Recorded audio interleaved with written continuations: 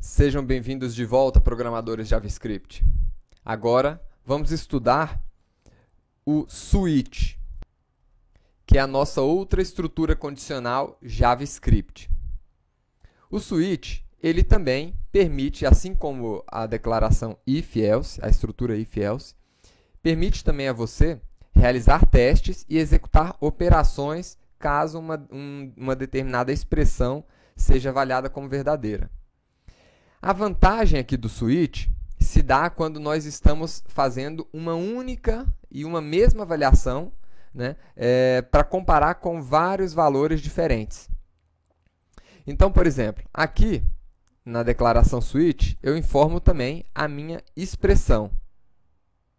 Mas eu comparo esta expressão, ou o resultado, ou o valor dessa expressão, com cada um dos casos que eu tenho dentro da minha declaração switch. Então, a minha declaração switch, ela se dá com uma expressão e, em seguida, eu coloco os casos de comparação. Então, se o sexo for igual a M, eu executo esta operação. Se eu quiser parar com as avaliações, eu coloco a palavra-chave break. Se ele não entrar nessa avaliação, ele passa para a segunda avaliação e compara o sexo com esse valor f. Se essa avaliação for verdadeira, ele emite essa mensagem de alerta, fêmea. E se eu quiser parar as minhas avaliações nesse ponto, coloco aqui a palavra-chave break. Se ele não entrar em nenhuma das possíveis situações aqui previstas dentro do switch, nós temos a possibilidade de utilizar a palavra-chave default, que é o equivalente ao else do if. Então, se nós quiséssemos montar essa mesma estrutura de avaliação, né, com if-else, eu poderia criar dessa maneira. Então, eu verificaria aqui, se o sexo for igual a M, executo essa operação. Se o sexo for igual a F, executo essa operação. Se não, executo esta. Agora, percebam aqui que em todas as minhas avaliações, eu preciso, de novo, trazer a variável e realizar a comparação com o valor daquele meu caso, né? Enquanto que aqui não. Eu só trago a variável para o switch, que é onde eu tenho aqui a minha expressão, e nos casos eu só tenho o valor que deve ser comparado àquela expressão do switch. Então vamos ver aqui o resultado. Se o sexo é igual a M, macho. Se for igual a I, indefinido.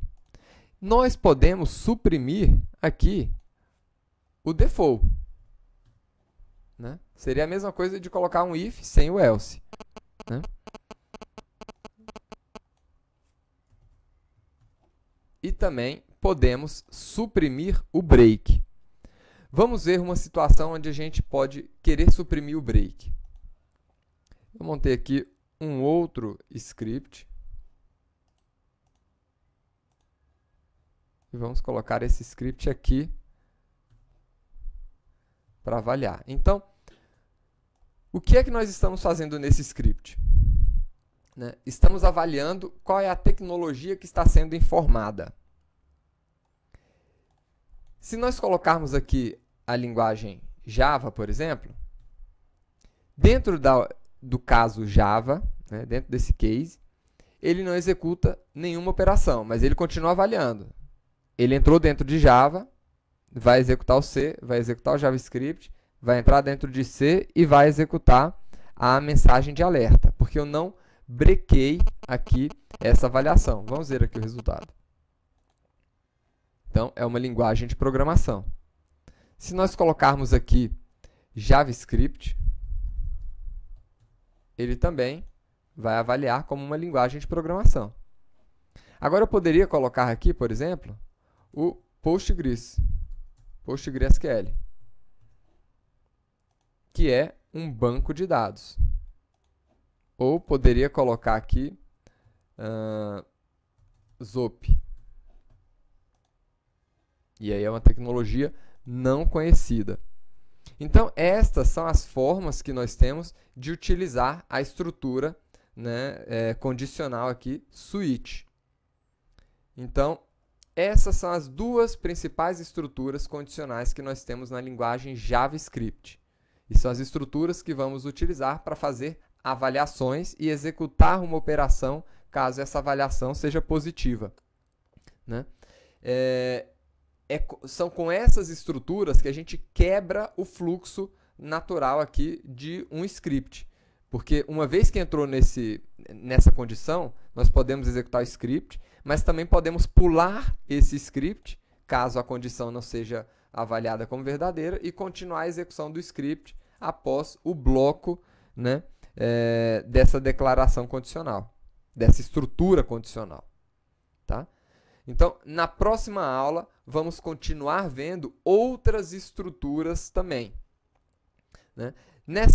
Na próxima aula agora, nós vamos já fazer um exercício complementando aqui o nosso conhecimento que nós adquirimos aqui das estruturas condicionais, né?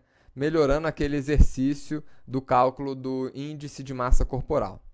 Nos vemos na próxima aula, pessoal!